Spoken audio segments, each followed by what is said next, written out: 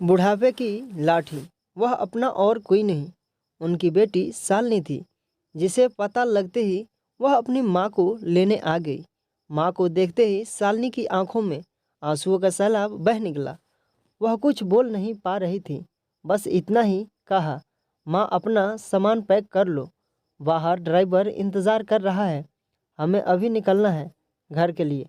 बेटी की बात सुनकर सरला जी आंखों में आंसू लिए बोली, कौन सा घर बेटा, मेरा तो घर कब का छूट चुका है, अब मैं कहाँ जाऊंगी।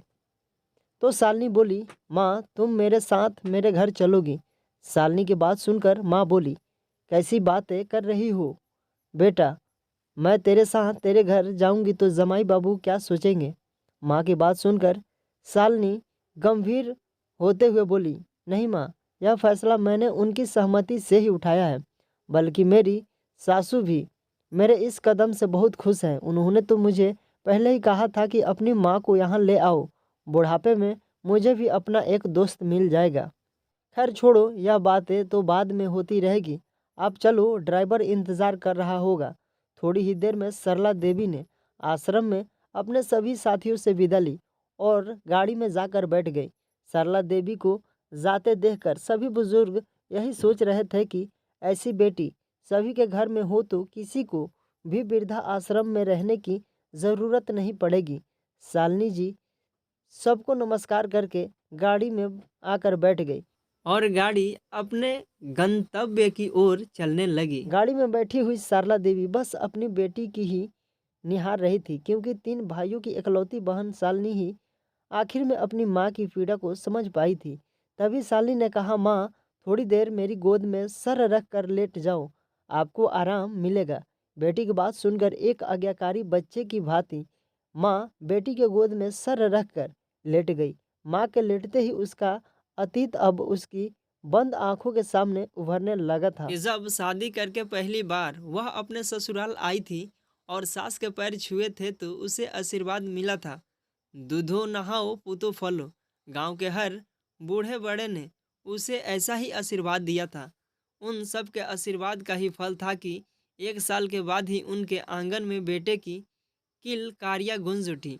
पूरे गांव में खुशियां मनाई गई। 3 बेटों के बाद आखिरी सालनी होने के बाद यह सिलसिला थमा।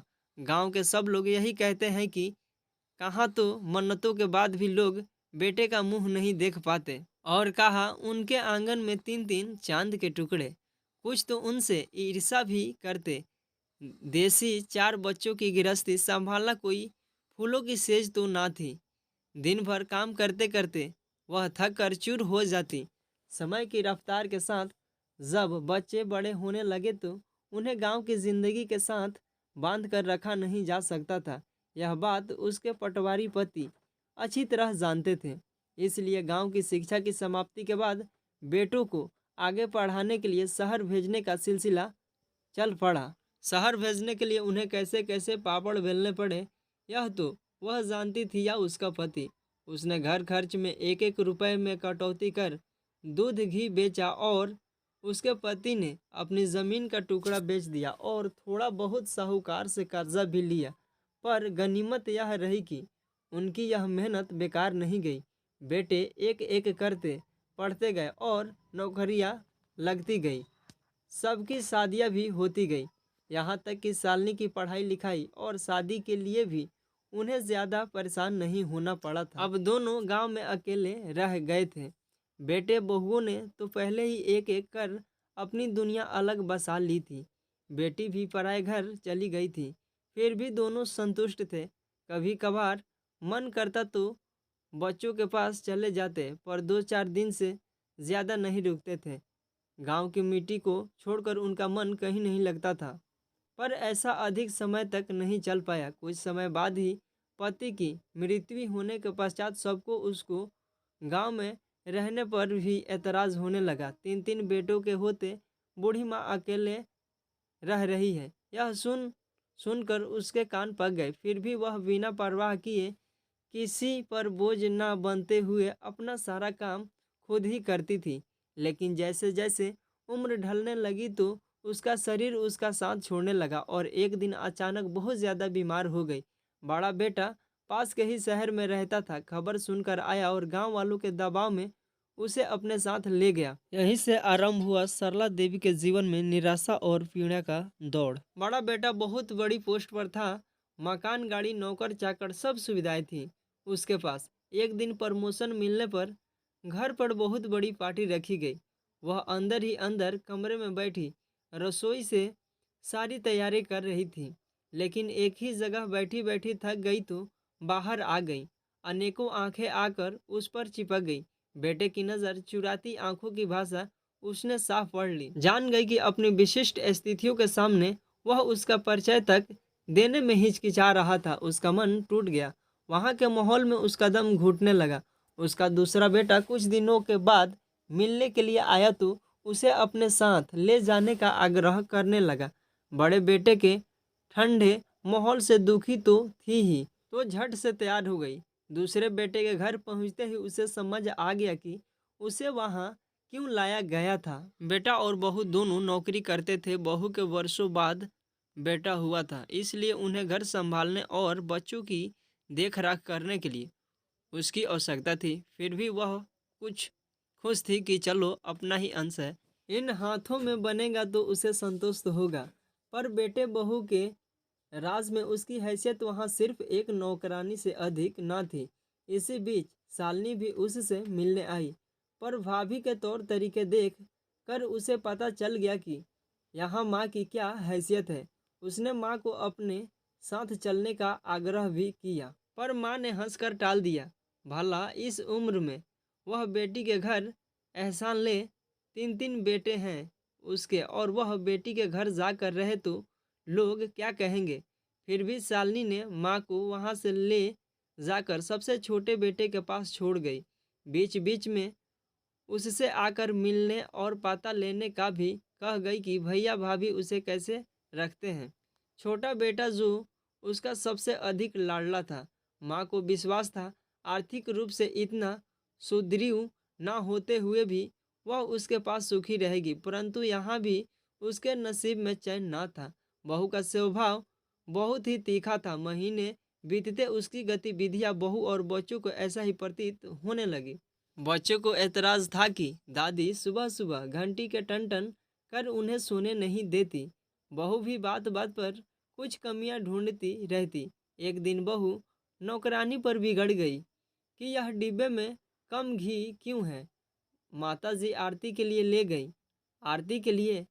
अरे लोगों को देसी घी खाने के लिए नहीं मिलता, और यह है कि आरती में फूके जा रही हैं। उन्हें क्या पता हम गृहस्थी कैसे चलाते हैं, पर उन्हें इससे क्या, उन्हें तो बस ढोंग करने आता है। शाम को जब छोटा बेटा आया तो बहू ने साफ कर दिया कि मैं रहूंगी इस घर में या माँ जी। बेटा भी अपनी पत्नी का पक्ष लेते हुए बोला, माँ जब से तुम आई हो तब से हमारे घर की सुख शांति चली गई है। परेशान हो चुका हूँ तुमसे। रोज शाम को ऑफिस से घर आता हूँ तो माँ एक बखेड़ा खड़ा करके रखती हो, तुम अपना सामान पैक करो, मैं अभी तुम्हें वृद्ध आश्रम छोड़ आता हूँ, क्योंकि तुम्हारे दोनों बेटे तो पहले ही परेशान हो चुके हैं तुमसे, अब हमें भी बख्श दो। बेटे के मुंह से इतने कठोर वचन सुनकर माँ का हृदय पसीज गया कि जिन बेटों के लिए मैंने जिंदगी भर संघर्ष किया, आज उन्हीं बेटों के लिए एक माँ को पालना भारी हो गया है। माँ कुछ न बोली और चुपचाप बेटे के पीछे पीछे चल दी वृद्ध आश्रम की ओर। तभी शालिनी ने माँ को हिलाया तो अतीत से वर्तमान में वापस आ गई। शालिनी बोली, माँ पानी पियोगी क्या? काफ़ी देर हो गई है। माँ ने हाँ में सिर हिला दिया। शालिनी ने माँ को पानी दिया और सोचने लगी कि अच्छा हुआ माँ से मिलने उस दिन घर चली गई, नहीं तो मुझे पता ही नहीं चलता कि भैया ने माँ को वृद्ध आश्रम में भेज दिया है, क्योंकि फ़ोन पर भी भैया कभी माँ से बात नहीं करवाते थे। उस दिन घर गई थी तो कितना हंगामा हुआ था भाभी के साथ मेरा। जाते ही मैंने पूछा कि माँ कहाँ है, तो भाभी ने साफ साफ शब्दों में कह दिया कि हमारे से हमारा ही खर्चा नहीं निकलता और वह बूढ़ी माँ हमारे सिर पर आकर बैठ गई, इसलिए हमने माँ जी को वृद्धा आश्रम में भेज दिया है। भाभी के यह शब्द सुनकर शालिनी की आंखों में आंसू तैर गए। 3 बेटों की होती हुई माँ की यह दुर्दशा कैसी विडम्बना है। जो माँ अपने नाजुक कंधों पर सारे बच्चों का बोझ इतनी ममता त्याग से उठाती है, उसी माँ को सारे भाई मिलकर भी समान से नहीं रख सकते। शालिनी आगे बोली, माँ के साथ आपने बहुत बड़ा अन्याय किया है, भगवान इसके लिए आपको कभी माफ़ नहीं करेगा। तो भाभी बोली, ओहो अच्छा हमने अन्याय किया है तो तुम कर दो अब न्याय। इतने ज़्यादा बातें कर रही हो तो तुम ले जाओ माँ को अपने साथ, ले जाओ माँ को वृद्धा आश्रम से। तो शालिनी बोली, हाँ हाँ अब तो मैं ले ही जाऊंगी माँ को, बहुत देख ली उनकी दुर्दशा, अब और नहीं होने दूंगी। अरे ले जाओ ना, बात कहने और करने में बड़ा फ़र्क है। नहीं भाभी, मैं उनमें से नहीं हूँ जो कहती हूँ वह करने की भी हिम्मत रखती हूँ। मैं आज ही वृद्धा आश्रम जाकर माँ को ले आऊँगी। तभी गाड़ी रुकी और शालिनी अपनी यादों से बाहर आई। देखा तो गाड़ी शालिनी के घर के सामने खड़ी थी। तभी शालिनी के पति और बच्चे नानी नानी करते दौड़ते हुए बाहर आए। शालिनी की पति ने सरला देवी को अपने हाथ का सहारा देकर नीचे उतारा। सरला देवी सोच रही थी कि क्या सोचा होगा दामाद जी और उनकी माँ ने कि इतने बड़े परिवार के होते हुए भी बेटी की घर में शरण लेनी पड़ी।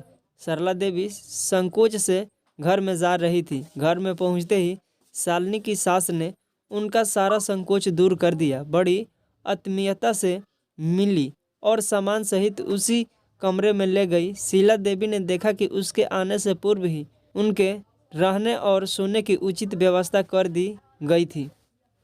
नहा धोकर मैं अभी बरस भी ना की थी कि शालिनी उन दोनों के लिए दूध और नाश्ता ले आई। वह फिर संकोच में डूबने लगी। तभी शालिनी की सास बोली, सच बहन जी, आपके आने से मुझे बहुत अच्छा लग रहा है। मुझे हर समय की साथी मिल गई। यूं तो बेटा बहू और पोता सभी हैं घर में, पर हम उम्र साथी की बात ही कुछ अलग है। उसकी जुबान पर जैसे ताला पड़ा था। उसे असमंजस में देखकर शालिनी की सास फिर बोली, बहन जी, बेटा हो या बेटी, औरत के लिए पति के बाद यही सहारे होते हैं। जब हम माँ होकर उनके पालन पोषण व पढ़ाई लिखाई में कोई भेदभाव नहीं करते तो फिर उनका हाथ पकड़ने में कैसा सोच विचार। हाथ चाहे बेटी का हो या बेटा का, वह माँ को सहारा देने वाला होना चाहिए। फिर मैं तो आपकी बड़ी शुक्रगुजार हूँ। आपने अपनी बेटी मुझे देकर मेरी बेटी की कमी पूरी कर दी। शालिनी की सास की बात सुनकर सरला देवी की आंखों में आंसू बह निकले, लेकिन आज इन आंसुओं में विश्वास और स्नेह की चमक थी। आशा है कि ये कहानी आपको पसंद आई हो। ऐसी ही कहानियाँ सुनने के लिए हमारे चैनल को सब्सक्राइब करें। थैंक यू दोस्तों।